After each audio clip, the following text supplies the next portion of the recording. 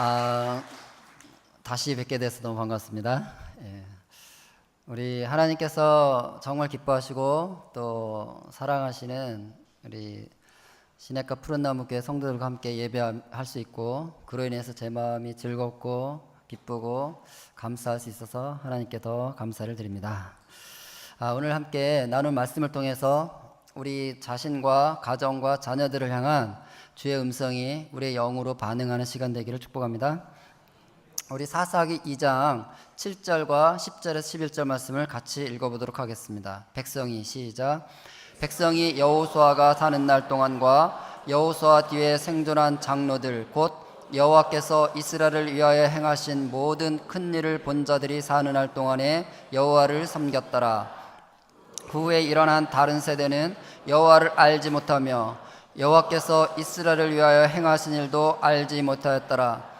이스라엘 자손이 여호와의 목전에 악을 행하여 바알들을 섬기며 애굽 땅에서 그들을 인도하여 내신 그들의 조상들의 하나님 여호와를 버리고. 우리가 방금 읽은 사사기 2장 7절에서 12절은 사사기가 어떻게 시작되는지를 설명해주는 서론이라고 할 수 있습니다. 여기 10절에 이런 표현이 있습니다. 그 후에 일어난 다른 세대는. 이 다른 세대의 반대말은 뭐라고 생각하세요? 뭘까요? 반대말. 다른 세대 반대말.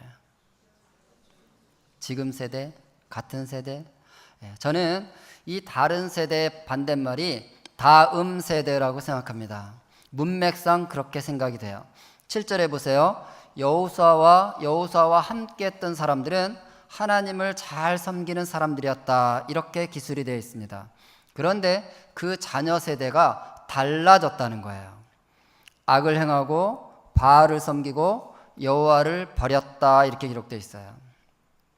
하나님은 사사기 2장 10절을 이렇게 기록하고 싶으셨을 것 같아요. 그 후에 일어난 다음 세대도 부모 세대가 예배하고 사랑하고 섬겼던 하나님을 동일하게 섬겼더라. 이렇게 10절이 기록됐다면 사사기는 완전히 다른 책이 됐을 것이고 이스라엘 역사도 달라졌겠죠. 다음 세대로 기록되어야 될 단어가 다른 세대로 기록되면서 이스라엘 역사가 바뀌는 일이 벌어졌습니다. 이와 비슷한 상황이 한국 사회 안에서, 한국 교회 안에서 동일하게 지금 일어나고 있는 것 같습니다. 여러분이 교회 안에서 우리 아이들을 바라볼 때, 만났을 때 그 아이의 부모를 알고 있다면 우리는 아이의 얼굴을 보자마자 그가 누구 아들인지 누구 딸인지 금방 알아볼 수가 있습니다. 어떻게 알아보죠? 왜 알아보죠? 똑 닮았잖아요. 부모를 똑 닮았기 때문에 그가 누구 아들인지 누구 딸인지 알아볼 수가 있습니다.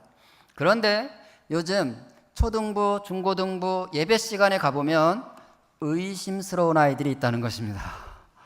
네가 그 집사님 아들이었다고? 네가 바로 그 권사님 딸 맞아? 이런 아이들이 있다는 거예요. 부모는 하나님을 열심히 섬기시고 예배하고 교회 기둥이십니다. 우리 시냇가 푸른나무 교회 성도들 중에 단 한 명만 천국을 갈 수 있다.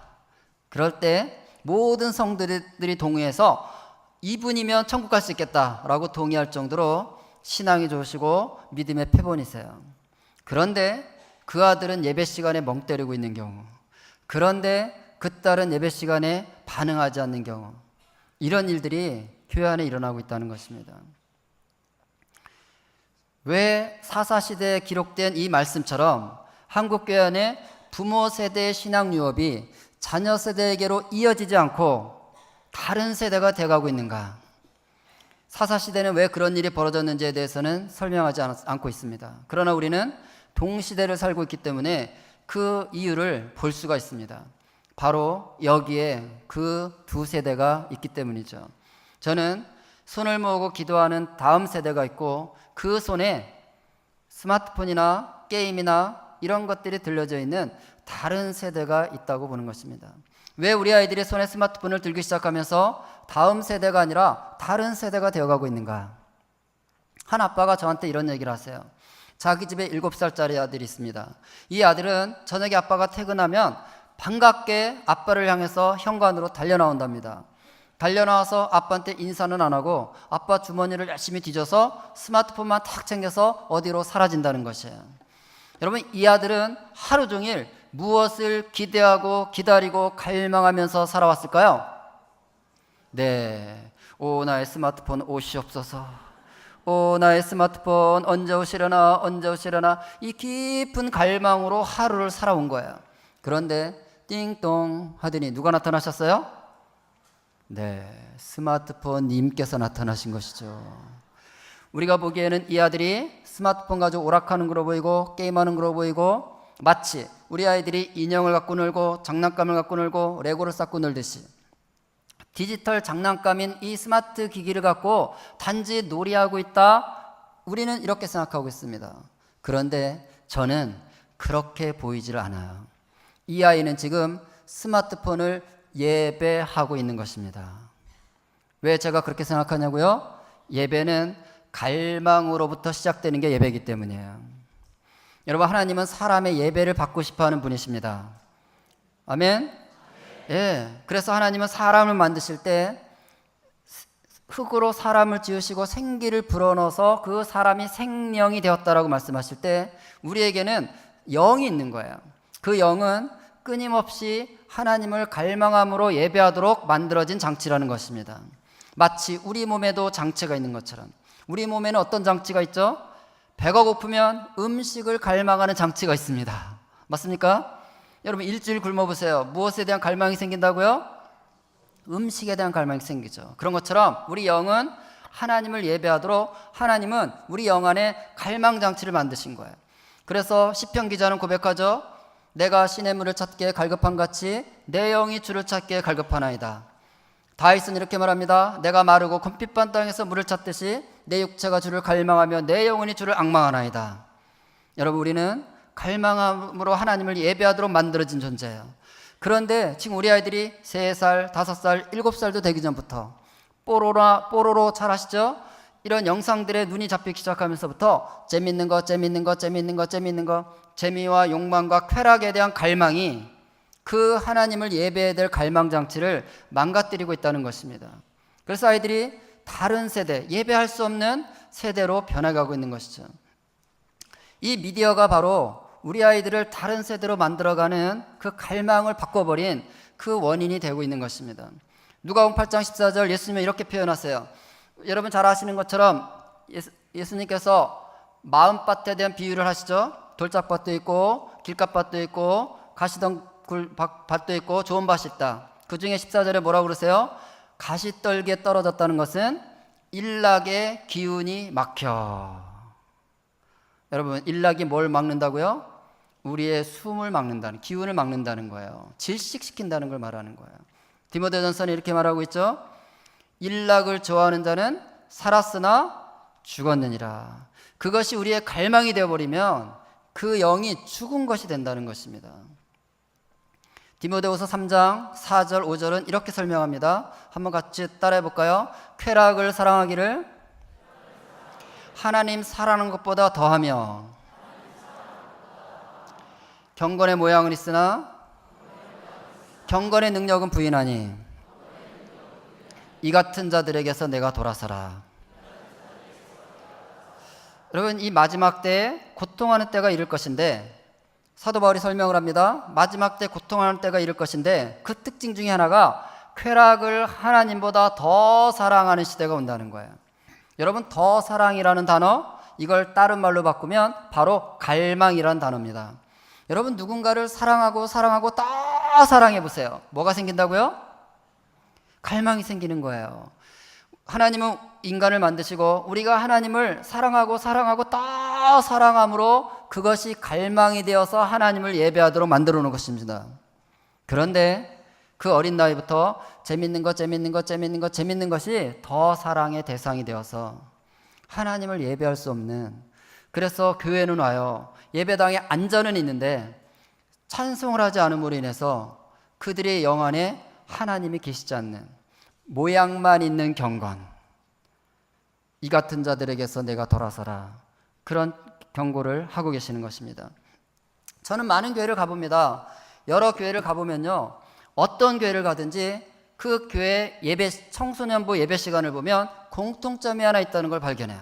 큰 교회나 작은 교회나 도시교회나 농촌교회나 어느 교회도 청소년부 예배에 공통점이 하나 있어요. 그 공통점은 찬양 시간에 소리내어 찬송 부르는 아이들이 별로 없다는 사실이에요. 앞에 찬양팀이 쭉 찬양 인도를 하고 있으면요, 7, 80% 아이들은요 찬송을 하지 않습니다. 시편 22편 3절, 이스라엘의 찬송 중에 거하시는 주여 주는 거룩하시나이다. 주님 어디 계신다고요? 우리가 소리내어 찬송할 때 하나님의 통치와 다스림이 우리 영 안에 임하는 것입니다. 그런데 아이들이 예배 시간에 소리내어 찬송을 하지 않으면 그것이 바로 모양만 있는 경건이라는 거예요. 예배하지 않는 아이들은 세 부류가 있습니다. 첫 번째 부류는요, 고개 쳐박고 있는 아이들이에요. 찬양하고 있는데 고개를 쳐박고 있어요. 왜요? 아직 잠이 안 깼습니다. 밤새 뭘 했는지 잠이 깨지 않았어요. 엄마한테 끌려서 이제 교회는 왔는데 교회 와서 자고 있는 거죠. 두 번째 부류는요, 빵긋빵긋 웃으면서 예배팀을 구경해 주는 애들이 있습니다. 콘서트 관람하듯이. 자기는 절대 찬양을 안 해. 그렇지만 봐주기는 해요. 잘하는구만. 세 번째 부류요, 좀 중증이에요. 얘네들은 좀 심각한 중증들인데 뭐 하고 있을까요? 이 아이들은요, 승질내고 앉아 있습니다. 인상 팍 쓰고 있어요. 굉장히 예배 인도자 부담스럽게. 여러분, 대부분의 아이들이 예배를 하지 않습니다. 이 예배를 하지 않는다는 것은 그들의 영이 죽거나 잠들어 있다는 것을 말하는 것입니다. 왜냐하면 사람은요, 영이 죽거나 잠들어도 많은 걸 할 수 있어요. 영이 죽어 있어도요, 밥을 잘 먹습니다. 그러니까 우리 아이가 밥을 안 먹는다고 해서 영의 상태를 알 수가 없다는 뜻이에요. 야, 네가 지금 일주일째 굶었는데도 아직 밥맛이 없어? 그러면 영이 죽어 있나 보다. 이거 알 수 없습니다. 영이 죽어 있어도요, 잠을 잘 잡니다. 그러니까 불면증이 왔다고 해서 잠을 안 잔다고 해서 영의 상태를 알 수는 없다는 거예요. 영이 죽어 있어도요, 공부 잘할 수 있습니다. 그러니까 우리 아이가 갑자기 이유 없이 성적이 떨어져? 이유 없이 성적이 떨어지면, 야, 너 이렇게 성적이 떨어지는 거 보니까 영이 죽어 있나 보다. 알 수가 없어요. 그런데요, 영이 죽거나 잠들면 절대로 할 수 없는 것이 하나가 있습니다. 그것을 예수님은 예배라고 말씀하시는 거예요. 우리 같이 잘 아시는 말씀인데요, 4장 23, 24절 같이 한번 읽겠습니다. 아버지께 시작.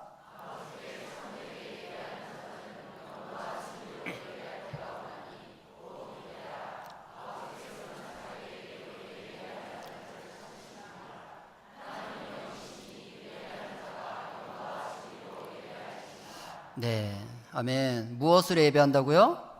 네, 영으로 예배하는 것입니다. 하나님이 인간을 만드시고 불어넣어 주신 그 생영, 우리 안에 존재하는 그 영은 살아있으면 하나님을 예배하게 돼 있다는 것입니다.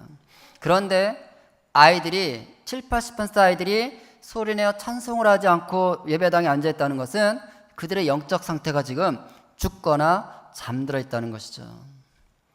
그래서 저는 한국 교회가 살아나려면 부모님들이 1년에 두세 번씩은 날을 정해서 청소년 예배, 초등부 예배, 자기 자녀의 예배 장소에 함께 가서 가끔씩 예배를 드려봤으면 좋겠어요. 같이 예배를 드려보는 거예요. 그러면 엄마 아빠가 아주 중요한 사실을 깨닫게 됩니다. 아, 우리 애가 진짜 예배를 안 하고 있구나 라는 사실을. 여러분, 우리 아이가 지금 예배를 안 하고 있다면 무슨 뜻이라고요? 아이의 영의 상태가 지금 죽거나 잠들어 있는 상태라는 것이죠. 그런데도 내가 별로 요동함이 없고 내 마음에 불편함이 없다면 이건 내가 문제가 있는 거라는 거예요. 이유가 둘 중에 하나일 거예요. 우리 아이가 예배하지 않는데도 내 마음이 편안하다면 첫 번째 이유는 나는 사실은 영생을 안 믿는 거죠. 천국을 안 믿는 거죠. 단지 교회 나오는 것은 그냥 종교놀이 하듯이, 동호회활동 하듯이, 친목활동 하듯이 교회 와서 즐겁게 살기 위해서 오는 거예요. 그러면 우리 아이 영이 살아있든 죽어있든 무슨 상관이 있어요? 그 세계를 안 믿는데? 정말 우리가 영을 믿고 영생을 믿고 천국을 믿는다면, 그런데도 우리 아이가 예배하지 않는데 관심이 없다면 두 번째 이유는 나는 이 자식을 절대로 사랑하지 않는 거겠죠.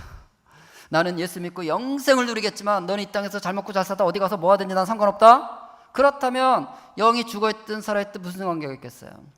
그런데 여러분, 우리가 정말 영생을 믿고 이 자식을 사랑한다면 이 자식이 지금 예배하지 않는 이 상태에 대해서 우리가 통곡하고 신음하고 그것 때문에 마음 아파서 밥맛이 없어지는 그런 일이 와야 된다는 것입니다. 아멘. 여러분, 그게 부모거든요. 여러분, 상식적으로 생각해 보세요. 여러분 자녀가 엄마 기말고사 성적표하고 가져왔는데 국어 빵점, 영어 빵점, 수학 빵점 맞았다고 해보세요.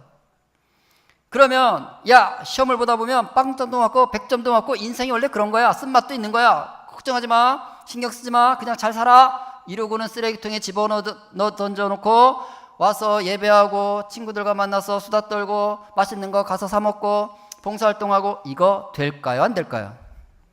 엄마들 대답해 보세요, 여러분. 여러분, 내 자식 국어, 수학, 영어 빵점 맞아 있으면요, 지금 예배당에 앉아 있어도 집중이 안 됩니다. 지금 뭘 시켜야 되나, 뭐 큰일 났어요. 큰일. 금식하고 난리가 났죠.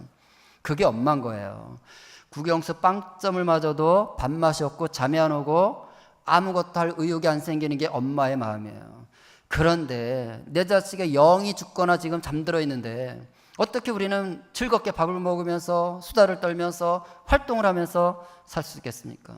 저는 대한민국 한국교회의 진짜 위기는 다음 세대가 예배하지 않는 것이 위기가 아니라 자녀 세대가 너무나 많이 예배하지 않고 멍 때리고 예배당에 있는데도 부모 세대 안에 위기감이 없이 신앙생활을 잘하고 있다는 이 사실, 이것이 진짜 위기라고 생각합니다. 왜냐고요? 어쩌면 이 신앙이 가짜일 수 있기 때문이에요. 우리가 진짜가 아닐 수 있기 때문에. 출애굽기 10장에 이런 말씀이 있습니다. 우리 8절만 먼저 읽겠습니다. 모세와 시작.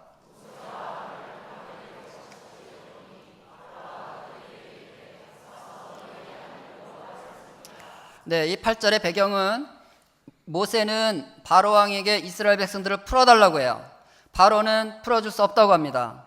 그 신랑이가 이 10장 8절까지 계속 옵니다. 그 사이에 하나님이 개입하셔서 계속 재앙을 내리죠. 재앙을 많이 당한 바로가 이제 겸손해져서 이 백성들을 풀어주기로 작심하고 모세 일행을 불러서 이제 대화가 시작되는 장면입니다. 바로가 불러놓고 묻죠. 네가 원하는 게 무엇이냐? 나는 내 백성과 함께 광야에 나가서 하나님을 예배해야 된다. 그러니까 우리를 풀어다오. 거기에 바로가 반응을 하는 것입니다. 처음으로 이렇게 얘기합니다. 가라고 얘기하는 거예요. 보내주겠다는 거예요. 가서 너희 하나님 여호와를 섬겨 예배해. 그런데 바로가 이렇게 말을 끝맺지를 않았고요. 한마디를 더합니다. 갈 자는 누구냐? 누가 갈 거냐? 물어보게 되는 거예요. 그랬더니 모세가 질문에 대답을 합니다. 읽겠습니다. 모세가 시작.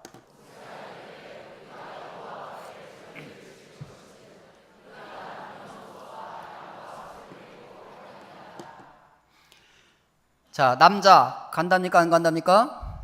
대답해 보세요. 남자 가요 안 가요? 여자는요? 어른들은요?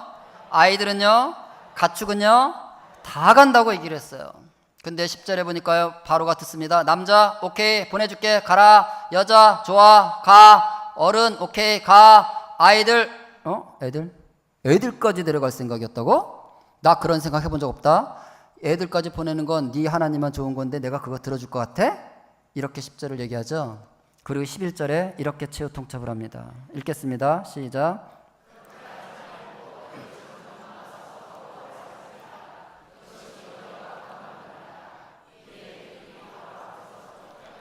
네, 그렇게 하지 말고 어떻게 하지 말고요? 아이들까지 데려가서 예배할 생각이란 하지도 말고 너희 어른들이 나가서 마음껏 예배하라. 저는요, 이 10절, 11절을 읽으면서 제 영안에 약간의 전율 같은 게 느껴졌어요. 이 사건은 지금으로부터 까마득한 옛날 3500년 전 사건입니다. 지금 우리나라 역사로 말하면 사만시대, 여러분 사만시대가 아주 옛날이잖아요. 그 까마득한 옛날에 사단이 바로의 입을 통해서 이미 말을 하고 있는 거예요. 어른들은 마음껏 예배하라, 애들은 두고 가라는 이 말이 3500년이 지난 지금 한국 땅, 한국 교회 안에 사단이 동일하게 사용하고 있는 전략이라는 사실 때문에 너무 놀랐습니다. 저는요, 교회에서 가끔 목격합니다. 엄마 아빠가 예배를 하고 있는데 옆에 있는 아이가 찡찡거리고 자꾸 엄마 아빠 예배를 방해하면 엄마 아빠 어떻게 해요? 스마트폰을 슬쩍 꺼내서 애한테 딱 쥐어줘요. 그리고 엄마 아빠 예배하는 거예요. 여러분, 사단이 말하는 것입니다. 야, 예배해. 애만 냅둬. 애는 안 된다. 지금 제가 설명한 이 상황과 이 말씀의 상황이 같아요, 달라요? 똑같습니다. 저는요, 엄마 아빠가 예배를 드리고 성역 공부하고 교회 안에서 하나님을 섬기는 일을 위해서 자녀들이 엄마 아빠가 일이 끝날 때까지 기다리면서 교회 구석구석 3, 4, 5 모여 앉아서 계단이고 복도고 식당이고 카페고 모여 앉아서 스마트폰 가지고 게임하는 모습을 주일날 교회 안에서 많이 보고 있습니다. 이미. 여러분, 사단은 말합니다. 너희들 저 예배해. 끝날 시간 걱정하지 말고 예배해. 더해. 더 마음껏 해. 애만 냅둬. 아이는 안 돼. 한 중학생 아이랑 대화를 하게 됐습니다. 이런 얘기를 하는 거예요. 자기는 금요일 밤만 기다린대요. 금요일 밤을 왜 기다리는데? 금요일 밤에는 엄마 아빠가 금요 차례를 가시는데 밤 12시 전에는 절대 집에 안 오신다는 거예요. 그래서 마음껏 게임할 수 있는 날이라는 거예요. 왜? 평일날은 게임 안 해? 평일날도 한대요. 근데 왜 꼭 금요일이야? 평일날은 엄마 아빠가 언제 들이닥칠지 모르기 때문에 늘 불안한 마음을 갖고 한대요. 근데 금요일날은 안심하고 게임하는 날이라는 거예요. 여러분, 어쩌면 사탄이 우리에게 이렇게 말하는 건지도 모르겠어요. 야, 신앙생활 제대로 하려면 불 좀 받아야 돼. 그렇게 언제까지 미기적지근하게 신앙생활 할래? 불 좀 받아. 금요철야 좀 가. 금요철야. 금요 예배 할 때 성령의 불이 임한다는데 가서 불 좀 받고 와. 좀 가봐. 애만 두고 가. 아이는 안 된다. 그렇게 말하고 있는지도 모르겠다는 것이죠. 여러분, 우리가 금요 예배를 가면 왜 아이를 집에 두고 나오시죠? 우리 안에 동기가 뭘까요? 내가 하나님을 예배하니까 우리 아이는 2배로 열심히 공부를 하겠지. 그걸 기대하셨나요? 그런 일이 일어날까요? 결코 일어나지 않습니다. 여러분 예배하는 그 시간, 우리 아이가 재미와 욕망과 쾌락을 그 미디어 속에서 예배하고 있다고 생각해 본 적은 없으신가요? 여러분이 금요 예배를 섬기기 위해서 예배하기 위해서 오겠다면 반드시 자녀의 손을 잡고 오라는 것입니다. 아멘. 함께 예배하라는 거예요. 모세는 그 길을 갔다는 것입니다. 다 같이 예배하는 길을 선택했다는 거예요. 여러분, 우리가 새벽 예배를 하시는데요, 새벽 예배 왜 어른들만 가시죠? 여러분이 새벽 예배를 하겠다고 결정하셨으면 자녀를 두드려 깨워서 함께 와서 예배하라는 것입니다. 사단은 너희들만 예배하라고 얘기하는 것이고요. 그곳에서 다음 세대가 다른 세대로 변해가고 있는지도 모르겠어요. 아이들은 교회 예배당에 앉아있지만 예배는 부모들이 하는 것이고 나는 상관없는 일이야. 그렇게 우리가 자녀들을 키워가고 있는 것은 아닌지 모르겠습니다. 그래서 저는 대한민국의 진짜 위기는 이 부모 세대가 자녀 세대의 영을 깨우고 그들이 예배자로 가도록 그 일에 예민하지 않은 상태, 그것을 깨는 것이 그 위기를 극복하는 길이라고 생각합니다. 그런데 제가 이제 부모들과 대화하면서 왜 우리 부모들이 자녀 세대가 예배하지 않고 영이 죽거나 잠들어 있는데도 거기에 대해서 이렇게 민감하게 반응하고 울며 통회하지 않는가? 그것 때문에 마음 아파하지 않는가? 봤더니요, 사단이 우리 부모님들 생각 안에 속이고 있다는 것이 있다는 걸 알게 됐어요. 어머니들이 이런 얘기를 하시는 거예요. 우리 애는요 아직 나이가 어려서 예배를 못하는 건데요. 아니 5살짜리가 무슨 예배를 해요. 좀 커야죠. 저는 우리 아이가 더 나이가 들기를 기다리고 있는 건데요. 우리 애는요 지금 철이 없어요. 철이 나야 예배하죠. 철날 때까지 기다리고 있는 거예요. 우리 애는요 지금 춘기 씨가 와 있어요. 춘기 씨 아시죠? 성이 사씨. 춘기 씨 떠날 때까지 기다릴 수밖에 없잖아요. 기다리고 있는 것뿐이에요. 우리 아이가 예배하지 않는 상태를 정상이라고 생각하도록 만든다는 걸 알게 됐어요. 마치 여러분 일주일 동안 밥을 안 먹으면 정상이에요, 비정상이에요? 일주일 동안 한 잠도 안 자면 정상이에요, 비정상이에요? 그런 건 당연히 비정상이고 문제가 있다고 생각하고 일주일 동안 밥을 한 끼도 안 먹으면 벌써 우리는 병원에 들고 엎고 난리가 치고 돌아다니지 않겠어요? 유명한 의사를 찾아서. 맞아요, 안 맞아요? 여러분 일주일 동안 한 끼도 안 먹는데 어떻게 그냥 그래 더 굶어봐 아직도 배가 불러서 그런 거야 그러고 무시할 수 있습니까? 우리 안에 반응이 나오게 돼 있다고요. 왜? 밥을 안 먹는 건 정상이 아니라는 걸 알기 때문에. 그런데 예배하지 않는 것은 이유가 있고 구실이 있고 정상이라고 생각하는 거예요. 이게 사탄이 속이는 것입니다. 왜냐고요? 우리가 아까도 읽었지만 이사야 43장 21절 하나님은 사람을 만드신 이유를 이렇게 선포하십니다. 이 백성을 읽겠습니다. 시작.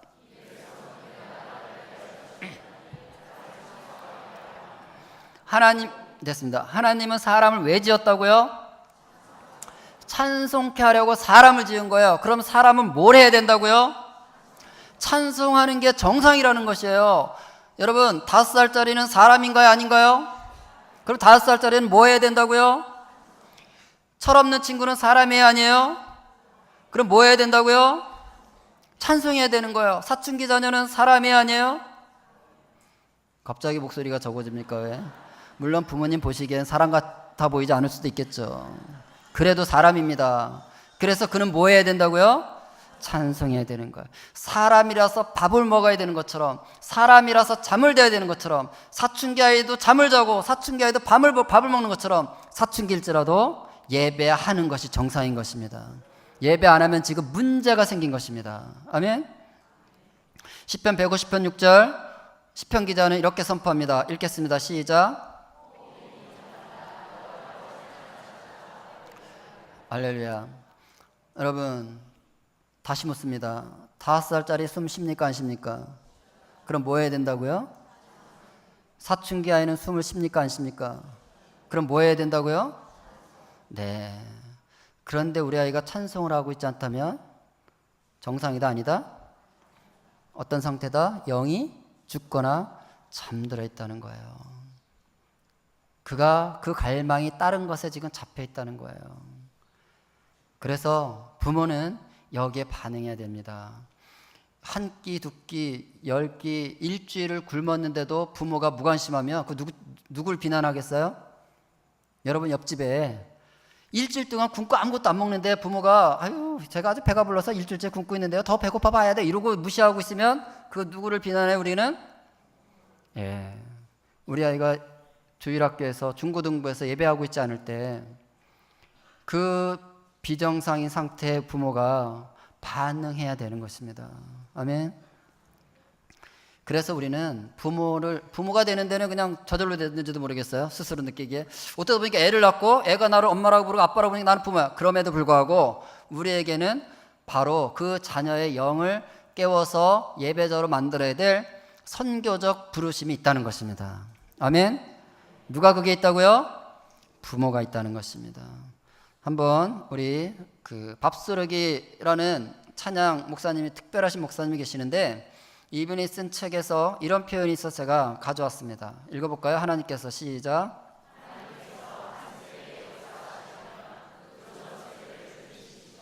예, 하나님께서 한 세대를 사용하려면 반드시 그 세대의 부모 세대를 불러서 그 일을 시키는 일이 있다는 것입니다.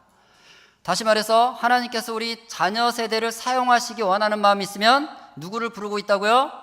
그 자녀의 부모를 부르게 돼 있다는 것입니다. 아멘. 여러분 지금은 여러분도 아시고 저도 알고 세상 사람도 다 아는 것처럼 점점 마지막 때가 가까우고 있습니다. 아멘.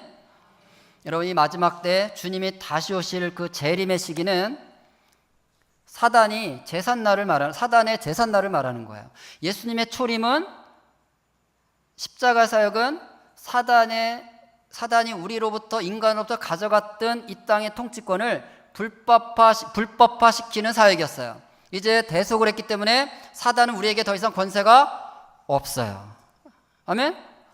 예, 제가 목사님께 들었는데 이 교회는 사형리나 복음 전도에 대한 메시지들을 다 공부시키고 암송하고 다 해서 복음을 잘한다고 들었습니다. 아멘?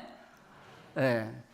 그 예수님의 초림 사역은 그런데 그럼에도 불구하고 사단의 어둠은 여전히 불법적으로 이 땅에서 활동합니다. 불법의 영이 여전히 있어요. 그런데 예수님이 다시 오시는 그날은 이 불법의 영들이 완전히 무적행으로 다 사라지는 곳입니다. 아멘? 그래서 우리는 주님의 다시 오심을 사모해야 돼요. 아우 나는 재림에는 관심이 없어. 이런 분들은요 부직 중에 사단의 편이 되는 거예요. 여러분 예수님이 다시 오시는 것을 원치 않는 유일한 존재는 누굴까요? 사단입니다. 오시면 불법적 활동이 끝이 나기 때문에 사단은 어쨌든 예수님이 못 오시게 해야 됩니다. 그래서 우리는 주님 어서 속히 오시옵소서 사도 요한이 계시록에서 그렇게 외쳤던 그 외침이 우리 안에 있어야 돼. 왜? 그래야 이 땅에 하나님의 영광이 가득하고 하나님의 통치와 다스림이 온전하게 회복되는 일이 있기 때문이죠.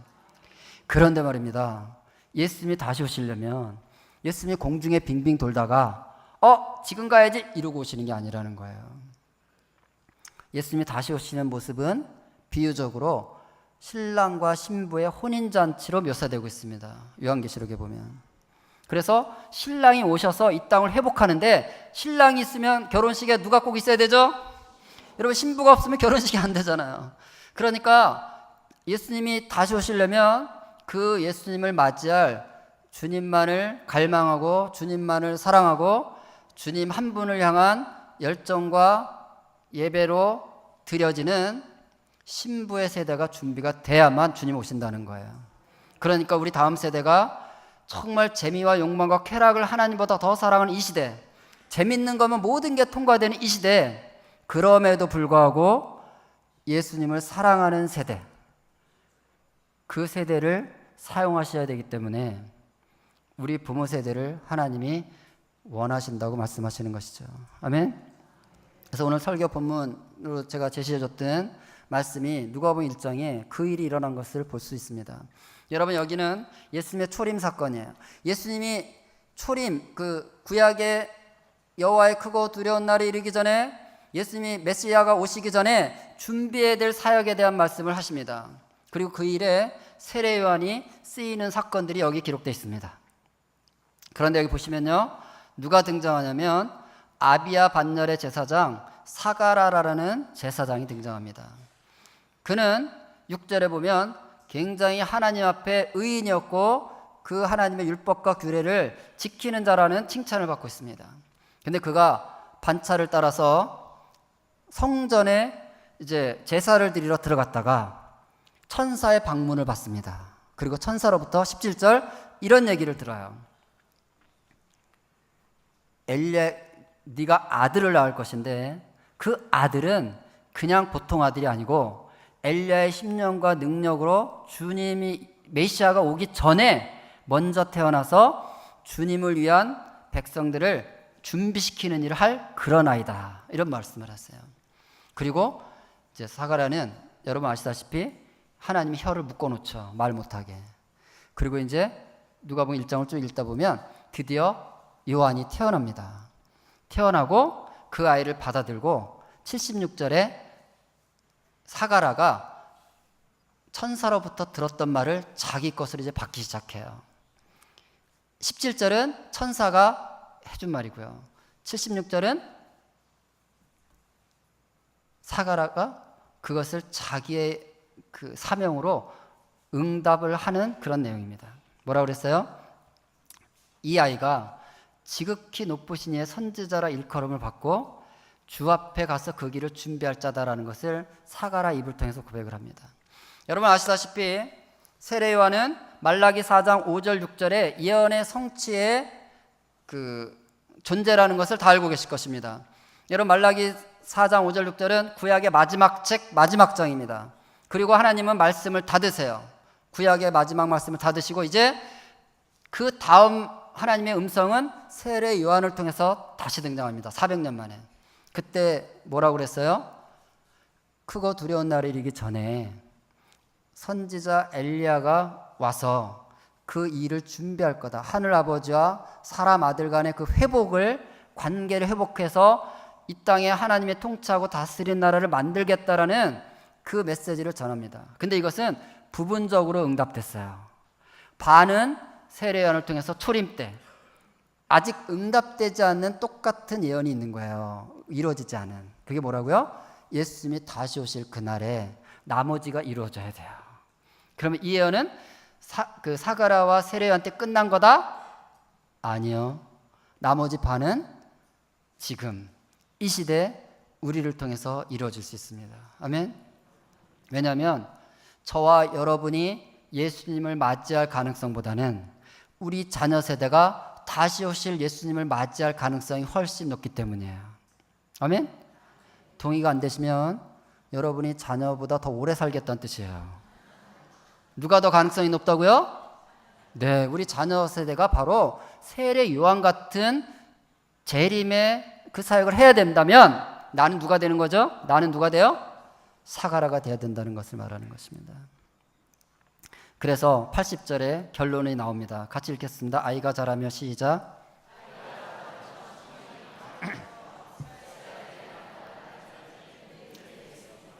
네, 아이가 자라며 심령이 강해졌어요. 이렇게 키워졌어요. 그런데 그가 어디에 있었다고요? 빈들에 있었다는 거예요. 광야에 있었다는 거예요. 여러분, 사가라가 살던 동네는 어디죠? 예루살렘입니다. 성전을 섬기기 때문에 성전 가장 가까이에서 사는 존재였어요. 그런데 요한은 어디 살았다고요? 빈들에.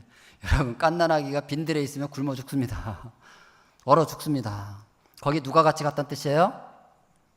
사가라가 그곳으로 거처를 옮겼다는 걸 말하는 거예요. 그러니까 사가라는요, 이 아들이 그 말라기 4장 5절 6절에 주님의 오실 길을 예배할 특별한 선지자가 될 거라는 것을 들었고, 자기가 그 일을 감당해야 될 사명자라는 걸 깨닫고 어떻게 했다고요? 거처를 광야로 옮겼다는 거예요. 세 가지 여기에서 우리가 적용해야 될 점이 있습니다. 첫 번째, 사가라는 제사장이라는 사회적 명성을 포기했습니다. 사가라는 그 당시에 제사장은요, 그 사회 가장 신분이 높고 지위가 높고 가장 존경받는 인물이었어요. 우리 사람들의 모든 죄의 문제를 하나님 앞에서 대속해주는 중보자였기 때문에 누구나 존경을 받는 사람이었어요. 그런데 세례 요한을 받아들고 그 사명을 받아든 순간 30년 동안 예루살렘에서 사가랴의 이름은 잊혀진 이름이 됐습니다. 한 번도 얼굴을 본 사람이 없어요. 사가랴가 갑자기 도시에서 사라졌습니다. 그 신망받던 자리에서 사라졌어요. 그리고 어디로 갔을까요?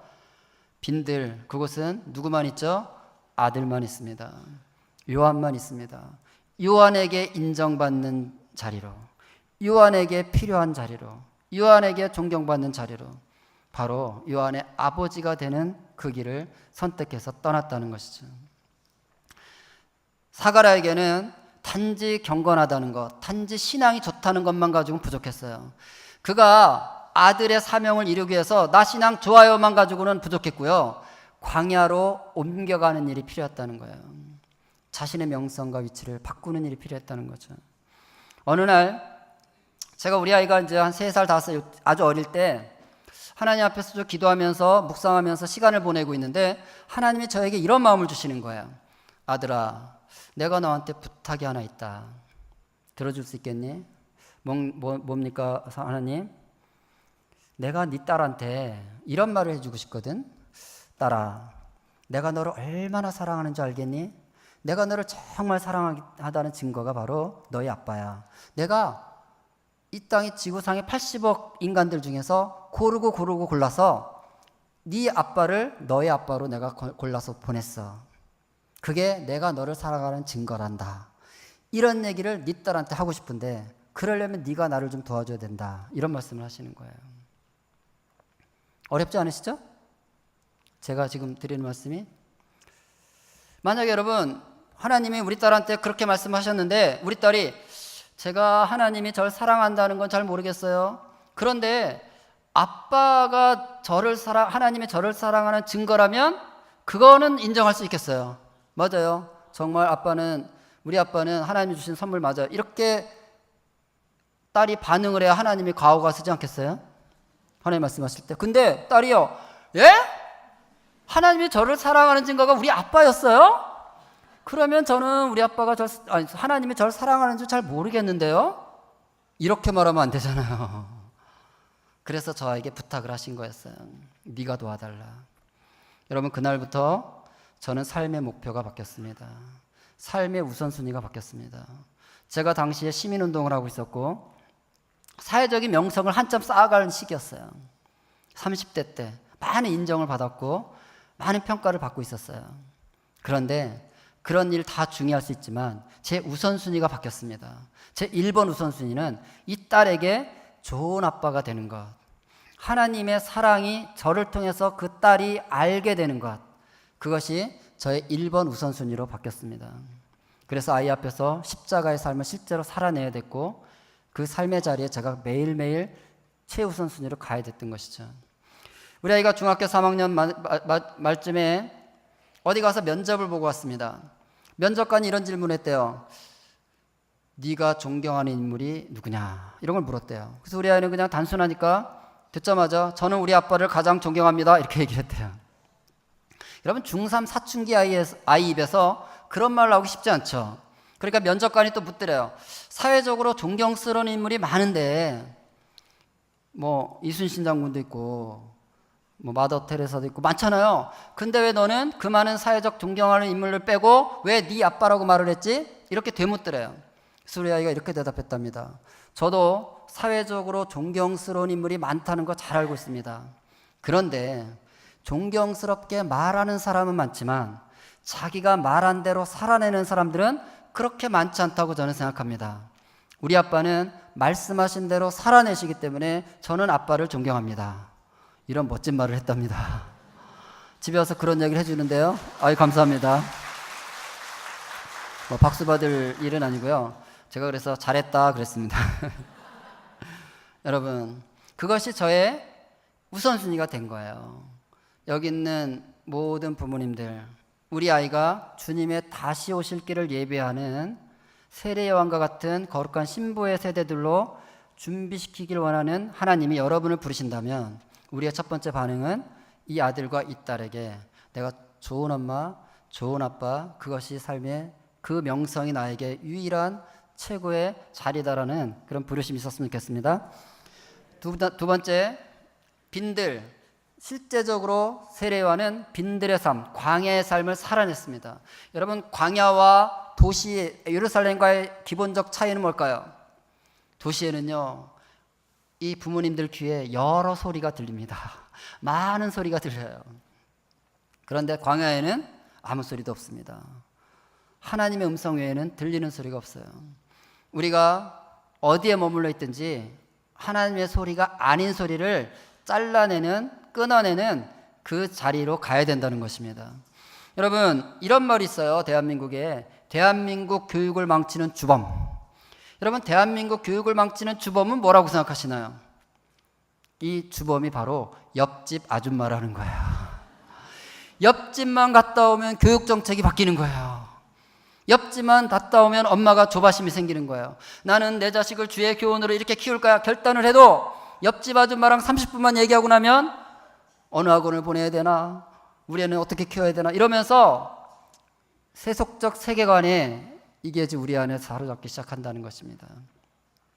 옆집으로부터 오는 소리들을 끊어내시기를 축복합니다.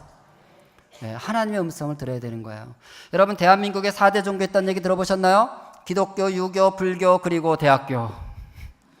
많은 분들이 교회를 다니는데 실제 신앙은 대학교라는 거예요. 여러분, 우리 신앙을 점검해야 됩니다.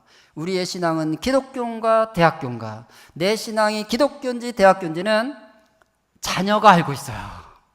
목사님이 알고 계신 게 아니라 아이들이 알고 있다고요.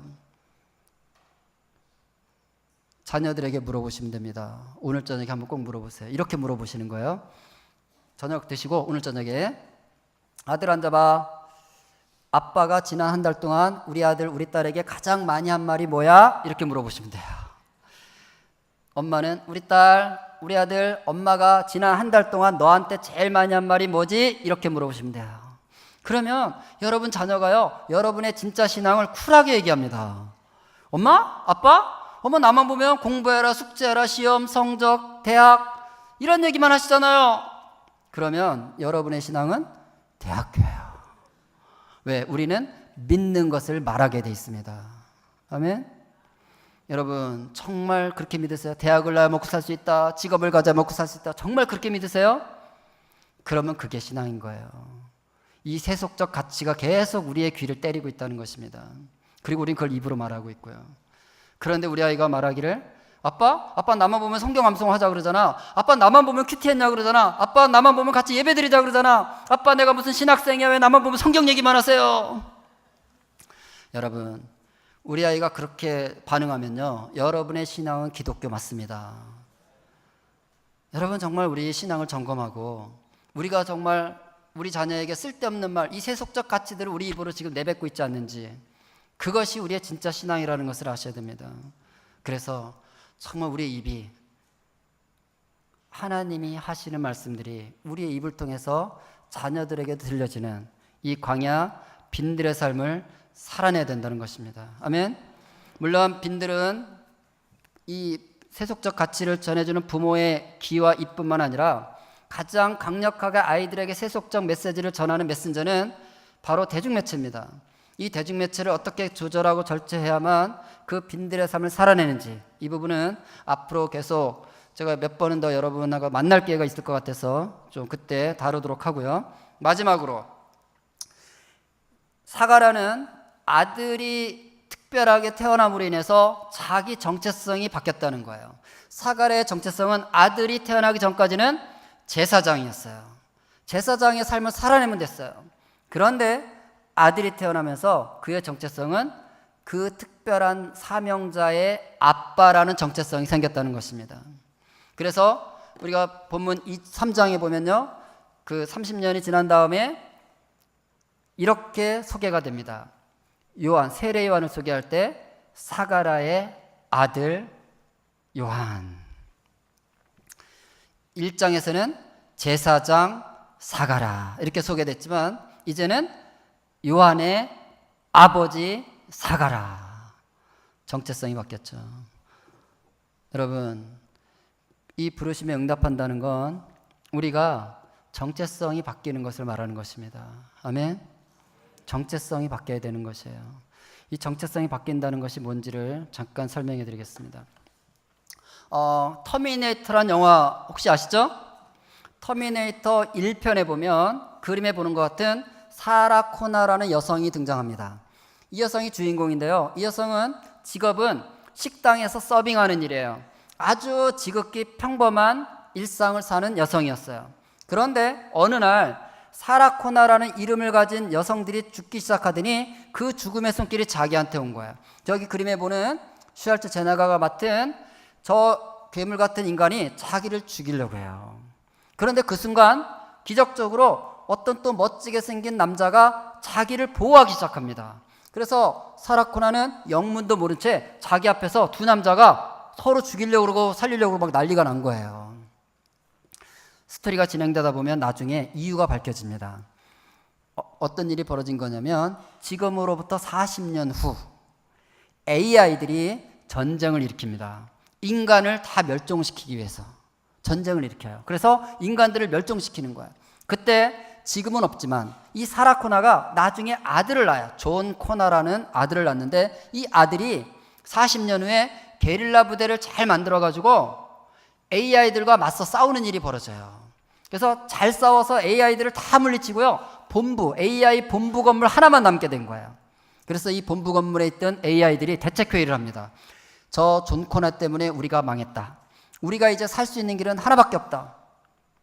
40년 전으로 타임머신을 타고 돌아가서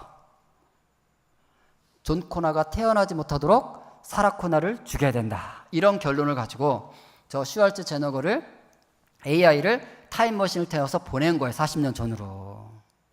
이해가 되시죠? 네. 그래서 이제 40년 후에 존 코나가 AI 본부를 마지막으로 점령하고 보니까 타임머신이 가동된 거죠. 뭐지? 하고 이제 로그를 막 분석해 봤더니 자기 엄마를 죽이려고 AI가 떠났다는 걸 알고 자기가 가장 신뢰하는 부하 카일 리스라는 부하를 또 보낸 거예요. 우리의 엄마를 사수해라, 지켜내라, 이러고 보낸 거예요. 그래서 두 남자가 자기 앞에서 막 치고받고 죽이고 살리고 있었던 거예요. 이 영화의 마지막 장면에는요, 존 코나도 AI도 죽고 카일도 죽고 다 죽습니다. 그리고 드디어 이 사라 코나는 임신을 하게 됩니다. 근데 이제 이 아들이 어떤 아들이 된다고요? 40년 후에 어떤 일을 한다고요? AI들로부터 인류를 구할 아들이 되는 거예요. 그래서 이 엄마가요, 정체성이 바뀌는 거예요. 자기는 그냥 LA에서 평범한 여자인데 이 아들이 AI들과 맞서 싸울 전사가 돼야 되기 때문에 누가 전사가 돼야 되는 거예요? 엄마가 전사가 돼야 되는 거예요. 아들을 전사로 키우려면. 그래서 마치 사가랴가 예루살렘을 떠나서 광야 빈들로 간 것처럼 이 여자가요, LA에 있는 이 살림살이를 다 정리하고 그 국경에서 기름을 이제 주유소에서 기름을 다 차에다 채우고 떠납니다. 어디로 가냐? 니카라구아 반군 기지로 떠납니다. 니카라구아 반군 기지로 가는 거예요. 왜 갈까요? 아들을 전사로 키우려면 누가 전사가 돼야 되기 때문에 자신이. 그래서 전사의 삶을 살기 위해서 떠나는 거예요. 이 떠나는 엔딩 크레딧, 이게 1편의 마지막 장면이 굉장히 멋있게 끝이 납니다. 한번 눈빛을 보셨어요? 얼마나 비장합니까? 이제 떠나는 거예요. 니카라구아 반군 기지로 쫙 출발합니다.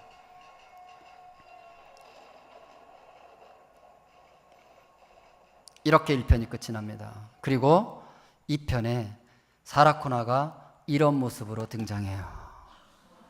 근육질의 전사가 돼서 나타납니다. 이것이 정체성이 바뀐다는 것의 뜻입니다. 아멘. 여러분 여기 앉으신 모든 우리 성도 여러분, 자녀를 두신 부모님들, 여러분은 스스로 그렇게 대단하다, 내가 특별한 사명자다, 이런 느낌 별로 없이 지금까지 인생을 사셨을 거예요. 오늘 주님께서 여러분의 정체성을 바꾸기를 원하십니다. 여러분이 대단해서라기보다는 여러분의 자녀가 바로 세례요한과 같은 주님이 다시 오실 길을 예배해야 될 특별한 신부들로 준비되어야 되기 때문에, 그래서 여러분은 그 아이를 그렇게 키워내야 될 사가라와 같은 정체성을 여러분이 갖기를 원하시는 것입니다.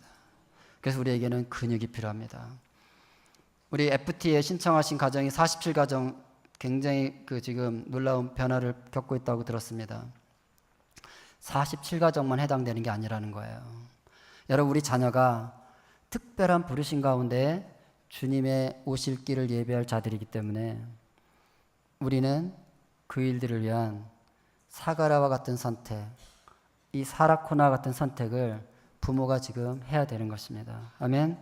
그래서 오늘 이곳 시냇가 푸른나무 교회에서 주님의 초림에 오실 길을 예배했던 세례요한처럼 이 마지막 때 하나님이 찾으시는 그 신부의 세대들을 위해서 필요한 부모 세대를 초청하고 있는 것입니다. 아멘. 여러분, 제가 교회를 다녀보면요, 정말 많은 교회들은 많은 일을 하십니다. 제가 가보면 안쓰러울 정도로 많은 일을 하세요. 교회들이 다 지쳐있을 정도로 많은 일을 하세요. 그런데 제 눈에는요, 꼭 필요하지 않은 일을 하는 일들도 꽤 많이 있는 것 같아요. 중요한 것은 우리가 얼마나 많은 일을 하냐가 아니라 하나님이 이 시대에 꼭 원하는 일을 하고 있냐는 것입니다. 저는요, 2년 전에 우리 목사님께서 하나님으로부터 다음 세대를 세우라는 특별한 음성을 들었다고 들었습니다. 여러분, 그것은 하나님께서 시냇가 푸른나무교회 성도들을 불러 모으신 데 이유가 있다는 거예요. 이 교회를 통해서 바로 그 다음 세대들을, 하나님이 다시 오실 길을 준비할 세대들을 이곳에서 키워내기 원하는 하나님의 마음이 이곳에 있기 때문이라고 저는 생각합니다. 그래서 여러분들은 이 교회에 오신 것만으로도 그 부르심에 지금 초청을 받고 있다는 것이에요. 그리고 우리는 그 일을 해야 되고요. 아멘. 그래서 주님, 제가 그 사명을 담당하기 위해서 광야의 자리, 빈들의 자리, 그 자리에 제가 서겠습니다. 그래서 우리 자녀가 특별한 사명을 감당하도록 제가 전사의 근육을 키우고 전사의 삶을 가정에서 부모로서 살아내겠습니다.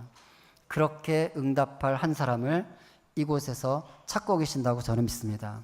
그것이 하나님의 마음이고 이 마지막 때 주님이 하시는 가장 중요한 일이라고 저는 생각합니다.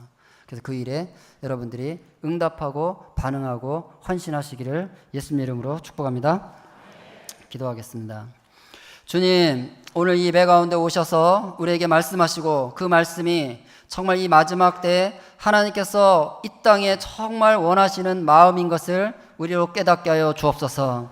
그래서 정말 우리가 어떤 가정을 할 수 있고 어떤 가정을 할 수 없는 것이 아니라 우리에게 주신 자녀, 그가 그 일을 감당해야 되기 때문에 부모인 저를 부르시는 것을 우리로 듣게 하여 주옵소서. 그리고 거기에 반응하는 부모 세대 되게 하여 주시고 우리 시냇가 푸른나무 교회 부르심과 부르심에 응답하는 성도들 되게 하여 주옵소서. 예수님 이름으로 기도합나이다. 아멘.